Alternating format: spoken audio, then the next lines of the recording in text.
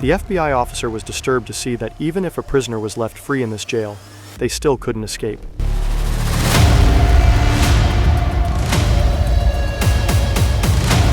So how did 3 prisoners manage to escape right under the authorities' noses? The most infamous prison on Earth.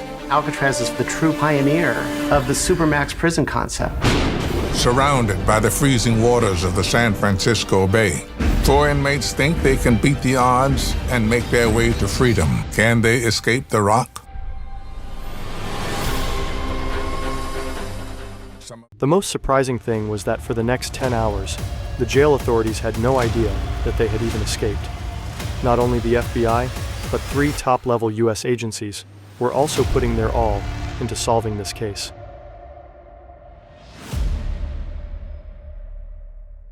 We are talking about a jailbreak that has remained unresolved for the past 60 years and has become a mystery for the world. This small island, located in the Pacific Ocean, is spread over just 22 acres, but it was where the world's most dangerous criminals were kept.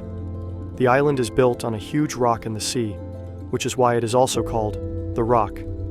One reason is that the island is surrounded by the ocean, and for extra protection, a 15-foot-high fence was erected around it, along with 24/7 monitoring by the jail sergeants, because it is located at the opening of the Pacific Ocean.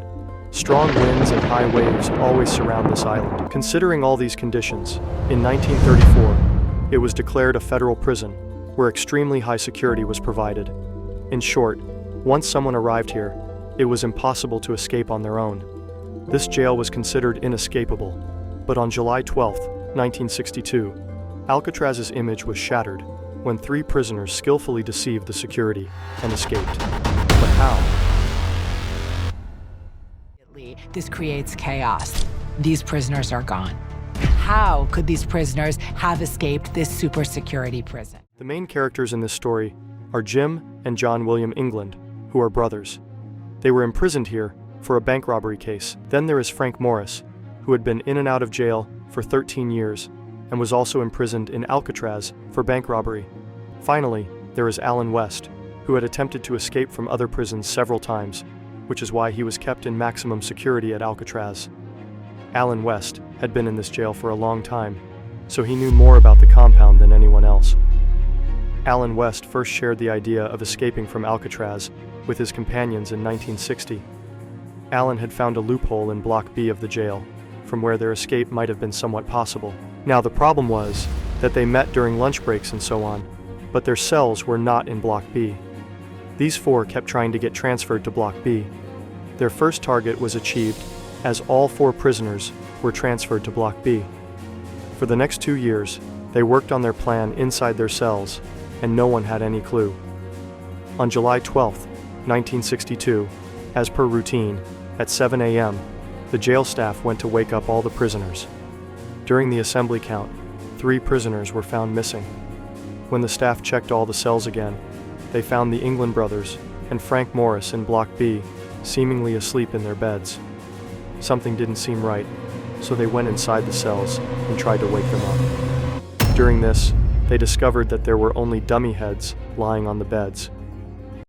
This guard had the shock of his life. He probably thought he had just decapitated the man. 3 of them had escaped and left behind these dummy heads, made of soap, plaster, and concrete mix. One of the dummy heads had fallen to the ground and broken, as seen in this photo. Seeing this scene, the entire jail staff was in shock. They assumed that the prisoners couldn't have escaped the island, so they started searching the entire island, but there was no trace of them. Allen West wasn't one of the escapees, even though the escape plan was originally his idea. An investigation team was called in, and the FBI was also informed. It was found that the 3 prisoners had broken the small vent in their cell walls and escaped. The shock was greater when it was discovered that not just 3, but 4 cells had damaged vents.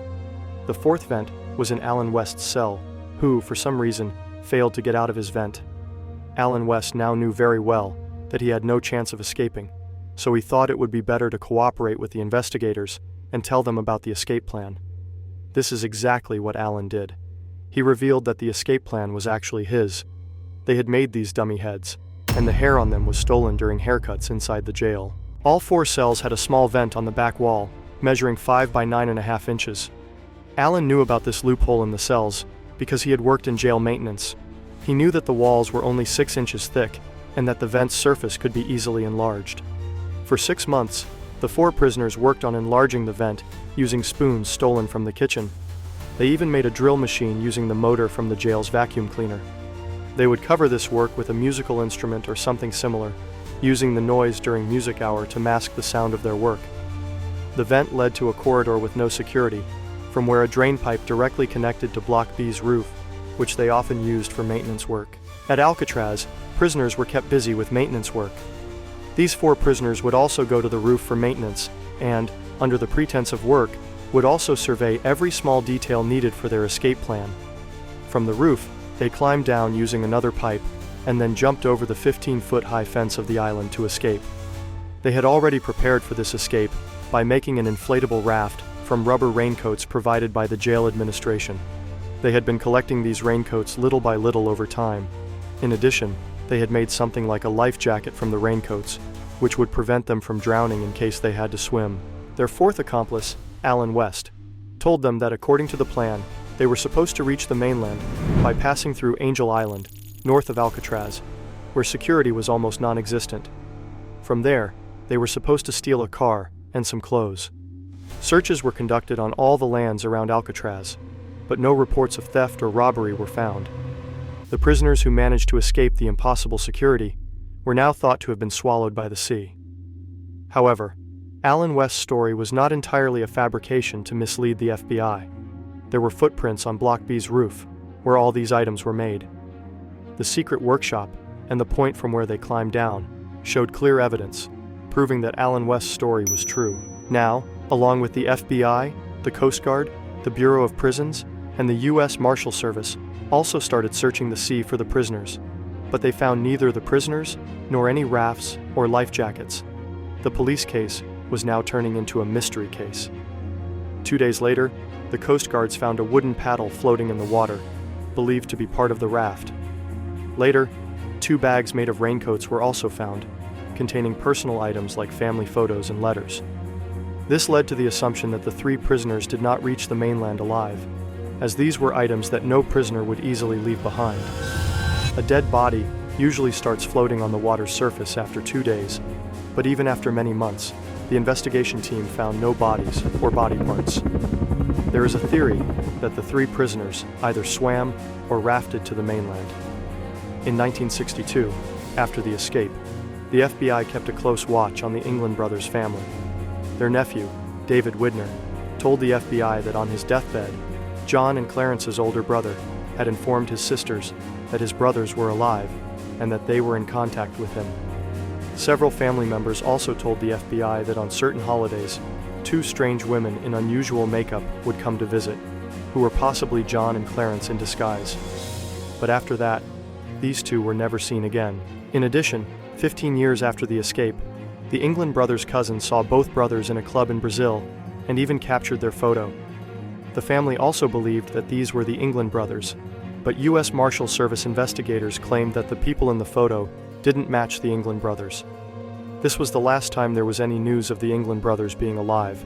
Since then, there has been no trace of them. A year after the escape, Alcatraz was shut down. In 1979, after losing hope, the FBI officially gave up the case. Now, only the U.S. Marshal Service is left, where the case is still open, and it will remain open until the prisoners are either caught, their dead bodies are found, or they turn 99 years old. Alcatraz Island has now been turned into a national park, where tourists can see the same bars in Block B, where 60 years ago, the Anglin brothers, Frank Morris, and their accomplice Allen West, were once imprisoned. I hope you like this video. Don't forget to like and subscribe, and I'll see you in the next one.